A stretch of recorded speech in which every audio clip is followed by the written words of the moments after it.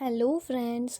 तो आज हम शुरू करते हैं हमारे इंडिया आफ्टर इंडिपेंडेंस सीरीज़ में early challenges. Early challenges included administrative and physical integration of nation, communal harmony, rehabilitation of refugees migrated from Pakistan, communist insurgency, etc. Apart from these, there were also social challenges like poverty, inequality, casteism, etc., and economic challenges like poor industrial base, low per capita income and investment, backward agriculture, and so on, and political challenges like building of a participative representative democracy. Challenges too early हम इन्हें points में भी समझ सकते हैं, जैसे कि land reforms, democratization, consolidation of state, inequality and poverty, rural development, language issues. ये तो मोटे मोटे तौर पे देख लिया। मेन चैलेंज था at the international level India needed to project itself as a nation with independent foreign policy in wake of ensuing Cold War. Another challenge was to address the high hopes of a euphoric nation without belying them, the biggest of all of them being holding of India together. Holding election and strengthening of democracy on the basis of universal adult franchise was one of the biggest challenges for such a huge illiterate people. First general election were held in 1951 to 52 and those above 21 years were eligible for vote. Symbols were used for easy identification of candidates. Opposition parties were liberally allowed including Jansangh Political Front of RSS, which was banned just 3 years ago, and CPI, which was involved in insurgency just sometimes back. Insurgency का मतलब विद्रोह होता है. Nehru did vigorous campaigning in which he laid stress on water education and awareness. Vigorous campaigning यानी जोरदार अभियान या प्रचार प्रसार. In some places, polls were celebrated like festivals and less than 5% votes were invalid, which showed that people had used their right judiciously. More than 40% of eligible women voted, which showed their active participation as well. In total, 46% used their voting rights.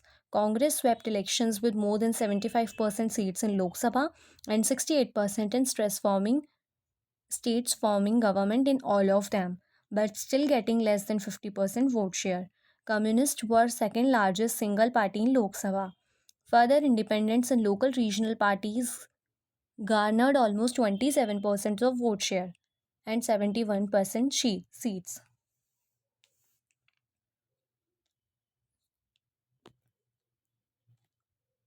It is said that it heralded one party domination in India. Opposition was small, but many leaders were of high caliber. First democratically armed communist government was formed in Kerala in 1957. Very important fact, remember it, that first democratically formed government was in Kerala in 1957, which was communist government. It was, however, dismissed in 1959 by Nehru, which is still criticized. Certain negative trends also started, like squabble for tickets, vote bank politics, shifting of loyalties.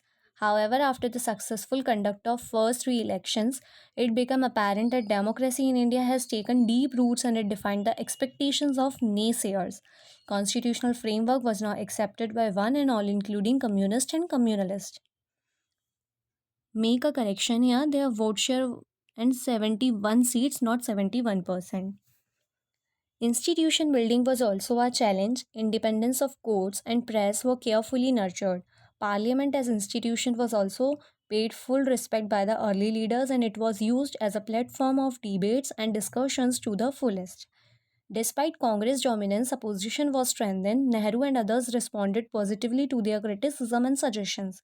States were allowed to work independently in a spirit of federalism, and Nehru never coerced them even if there was disagreement over issues like land reforms, which were close to his heart. Coerced मतलब विवश करना या मजबूर करना. Congress rule at both center and states helped in smoothing this process. Similarly, army was also insulated from civil administration and politics. Its size was kept under limits and steps were taken to reinforce secular nature. Another decision was taken with respect to Another decision was taken with respect to continuance of civil services and especially Indian civil services. Nehru was a critic of civil services for their colonial legacy and conservatism. According to him, ICS was neither Indian, neither civil, nor a service. While Nehru wanted to replace ICS with another type of administrative machinery, which could better respond to needs of India, New India. Patel felt that doing so will create a great void and discontinuity dangerous to unity of country. According to him, it was because of their hard work and patriotism that India could be united. They were renamed as India Administrative Services, but it is also blamed that we failed to build their character suitable to our needs. It is said that administration has actually deteriorated over the years due to corruption, feudalistic mindset, political nexus, inaccessibility, and so on. Another challenge was developing the field of science and technology. Nehru was well aware of the role of science and technology in alleviating poverty and backwardness. He himself assumed chairmanship of Indian Council of Scientific Research, which guided and financed national laboratories and scientific institutions, and opened first national laboratory, National Physical Laboratory, in 1947 itself. First five IITs were opened on lines of MIT, USA, starting with the establishment of IIT Kharagpur in 1952. Atomic Energy Commission was formed in 1948 with Homi Jahangir Bhabha as its chairman for development of nuclear energy for peaceful purposes. First nuclear reactor also went critical in 1956 in Trombay. Similarly, in field of space, TERLS was established in 1962. However, Indian scientific endeavor also suffered due to hierarchical structure, brain drain, and high entry barriers. Perhaps biggest of all challenges was in field of social change. India had tacitly यानी मौन रूप से declared its socialist agenda through initiation of land reforms, labor laws, progressive taxation, expansion of education and health, planned economic development and rapid expansion of public sector. Untouchability was also abolished in constitution and a commissioner for SC and ST was established. Towards upliftment of women, Hindu Code Bill was passed in Parliament in form of four separate acts and provided for right to property and maintenance, raised age of marriage and consent, abolished polygamy and gave them right to divorce. However, similar reforms were not introduced in case of Muslim women and neither uniform civil code was introduced. Thank you.